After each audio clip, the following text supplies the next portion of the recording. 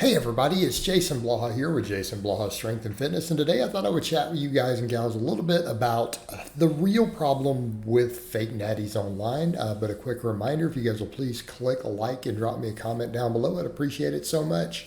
All right, this is one of those where I will point out that it really doesn't in a lot of ways affect you. Like at the end of the day, I will tell people it does not affect you personally if someone else is natural or not.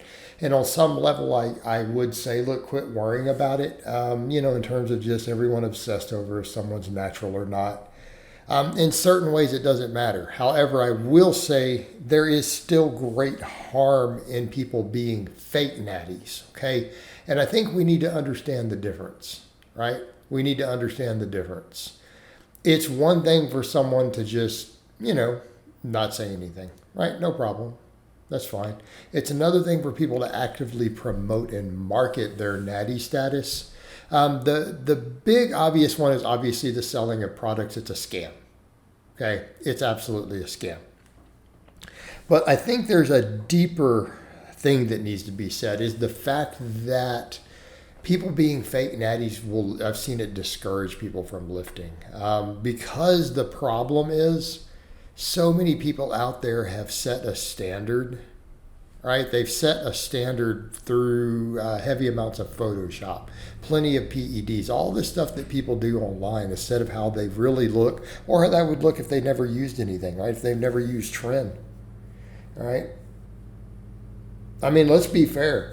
A lot of these guys, their physiques, if they only used a low dose of testosterone and nothing else, they wouldn't look anything like they look. And I'm talking even some of the smaller dudes, right? They wouldn't look like they look on that. They just wouldn't. Again, Photoshop, all this other stuff. The problem is it creates this standard and this expectation of, hey, I did this natural. I did this naturally, and they'll market it and sell it. And again, I have no trouble with people enhancing themselves. I don't have a problem with it. I mean, it's your body, your business, do whatever you want, right? I believe in freedom. It's your body. I mean, you're free to do what you want, dude. It's like cosmetic surgery or anything else. But here's the problem. The issue is when you put stuff up, and I saw something on this that really spoke volumes a couple different times. I remember people asked me years ago, they said, well, what about someone with average genetics? What could they achieve drug-free? Like average genetics, normal people. And I remember I put up Dr. Eric Helms. I'm like, well, this is a perfect example, right? This guy has competed in IPF, so he's had to do a lot of drug testing for that.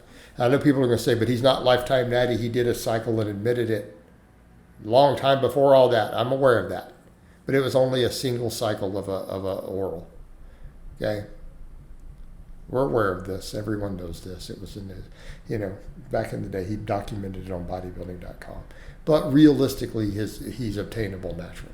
Okay, so let's set aside the fact that he did admittedly do one 6-week cycle in his history. Had a natural pro card. Had over a decade of hard work. He competed in powerlifting also and stuff. Drug tested IPF. All this stuff, right? Right? I had a PhD pretty much in body. He did his PhD in pre-contest bodybuilders in nutrition. He studied them. So, I mean, he technically had a PhD in bodybuilding nutrition for all purposes because that's what he did his dissertation and stuff on. And I said, I think that's a reasonable lifetime. If someone was pursuing physique or bodybuilding goals and they had average guy genetics, a normal guy, and they put in 10, 15 years of really hard work, that's an obtainable goal. I put that up a decade ago, 8, 9, 10 years ago, and said this is reasonable, right? The replies I got? There were people who were like, wow, he looks terrible. He's tiny. He doesn't even look like he doesn't lift. I had several guys write, wow, I'm discouraged from even working out.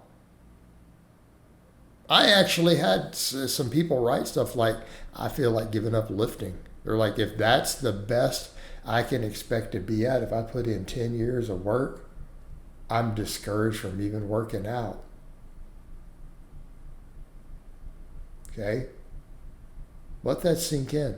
This is a guy who had won national level natural bodybuilding shows. This is a guy who had a pro card and had been drug tested numerous times in a couple different sports regularly. Okay?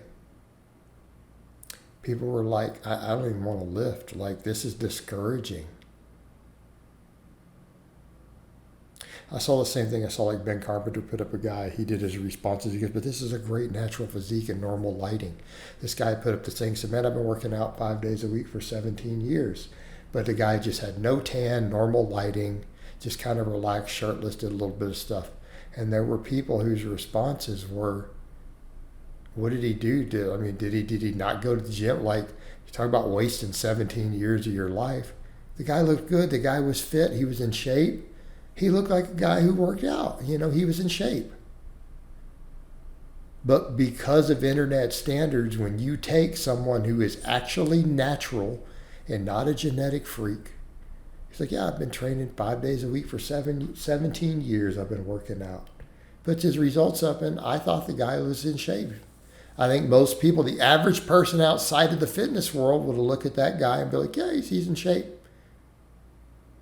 Most women would have looked at that guy and say, yeah, he's got a nice body. I like that. Right? They'd be like, yeah, he looks good. Right? But because of the fake natties, we're now in a position to where fake natties and so much lying about drugs and all these crazy standards and Photoshop and AI, that if someone comes and trains for 17 years and puts in the work, and then you just see them in normal lighting, no Photoshop, no fake tan, okay? Not peaked for the picture. People are like, wow, they don't even look like they lift. But they clearly do. This is the standard. This is why the fake natty thing is a problem. And again, people will see this and go, wow, if that's what 17 years of work gives you, I feel like this is a waste of time. Okay? Instead of us focusing on feeling good, being strong, being fit, being healthy, looking good to normal people, having an attractive body, people are then discouraged because of the goofball crazy standards of fake natties and the fake natty bodybuilding and all of this. It literally now discourages people from working out when they see what actual real results are. It's a very sad state of affairs. And this is the real problem with it. This is why it's a problem. This is the harm that it does.